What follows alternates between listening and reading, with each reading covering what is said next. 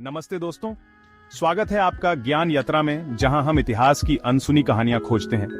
कभी किसी पुराने शहर की गलियों में चलते हुए उन इमारतों को देखकर लगता है जैसे वक्त ठहर गया हो। ये दीवारें, मेहराबें और गुंबद हमसे बातें करते हैं, हमें उस दौर की झलक दिखाते हैं जब ये बने थे। आज हम आपको ले चलेंगे उस दौर में जब भारत पर अंग्रेजों का राज था, एक ऐसा समय जिसने हमारे देश की तस्वीर बदल दी।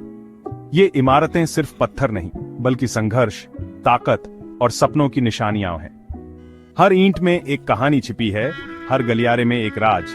आज हम इन कहानियों के पन्ने पलटेंगे, तो चलिए मेरे साथ इस ज्ञान यात्रा पर, जहां इतिहास की धड़कन आज भी सुनाई देती है।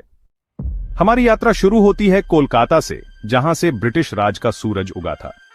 ईस्ट इंडिया कंपनी की पहली राजधानी कलकत्ता 1772 से 1911 तक यहीं से भारत की किस्मत के फैसले लिए जाते थे। ये शहर सत्ता, व्यापार और नई संस्कृति का केंद्र था। इसी शहर के दिल में है विक्टोरिया मेमोरियल, सफेद संगमरमर से बनी एक भव्य इमारत। इसे रानी विक्टोरिया की याद में बनवाया गया, लेकिन ये ब्रिटिश ताकत और भारतीय कला का संगम भी है। इसकी बनावट में मुगल और ब्रिटिश शैली का अनोखा मेल दिखता है। ये इमारत बताती है कि कैसे अंग्रेज भारत में रहकर भी भारतीयता से प्रभावित हुए बिना नहीं रह सके। अब चलते हैं मुंबई, जिसे अंग्रेजों के दौर में बॉम्बे कहा जाता था। 7 द्वीपों को जोड़कर बना यह शहर ब्रिटिश व्यापार का सबसे बड़ा दरवाजा था।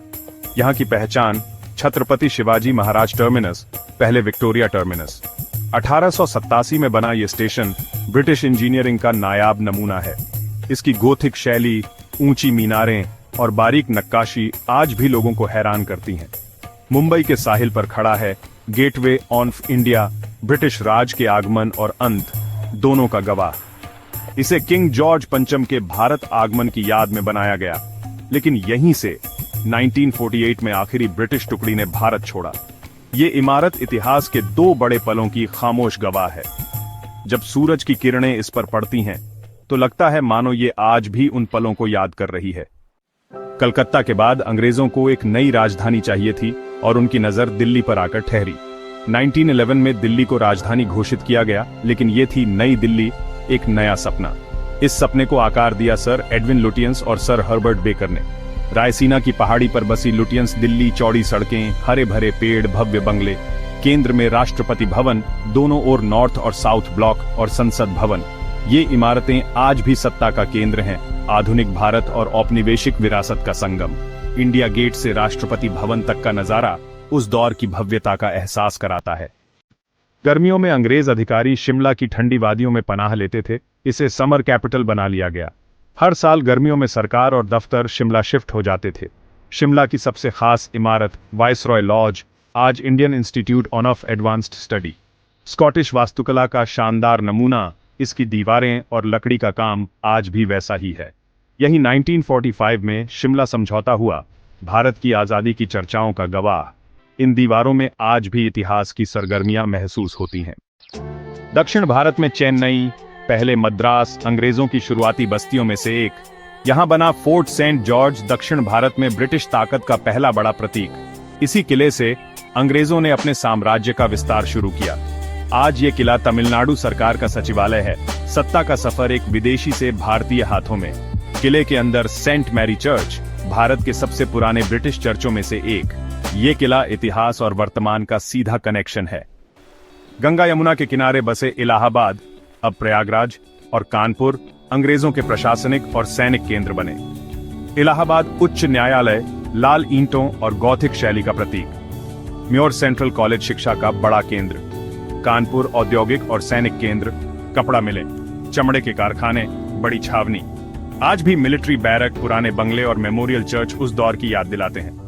ये शहर बताते हैं कि अंग्रेजों ने छोटे शहरों को भी अपनी जरूरत के हिसाब से ढाला। लखनऊ तहजीब और नजाकत का शहर, लेकिन 1857 के विद्रोह का भी गवाह। यहाँ की ब्रिटिश रेजिडेंसी संघर्ष और बलिदान की सबसे बड़ी निशानी। 1857 के संग्राम में भारतीय सिपाहियों ने महीनों तक रेजिडेंसी को घेरा। आज इसके खंडहर, गोलियों के निशान और टूटी दीवारें उस लड़ाई की कहानी कहते हैं। अंग्रेजों ने इसे वैसा ही छोड़ दिया।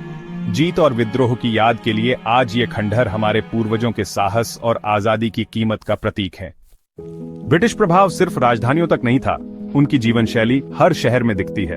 कोलकाता का सेंट पॉल्स कैथेड्रल, दिल्ली का सेक्रेड हार्ट, धार्मिक वास्तुकला के नमूने।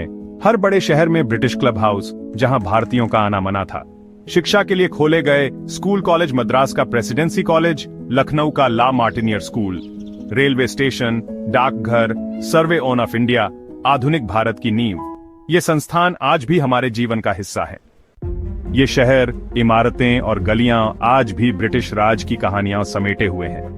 ये सिर्फ पत्थर नहीं, बल्कि हमारे इतिहास का अहम अध्याय है।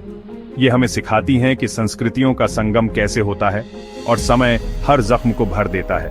हमारा उद्देश्य इन यादों को सहेजना है, ताकि हम अपने अतीत से सीखकर बेहतर भविष्य बना सकें। जब हम इन इमारतों को देखते हैं तो पूर्वजों के संघर्ष और आजादी की याद आती है।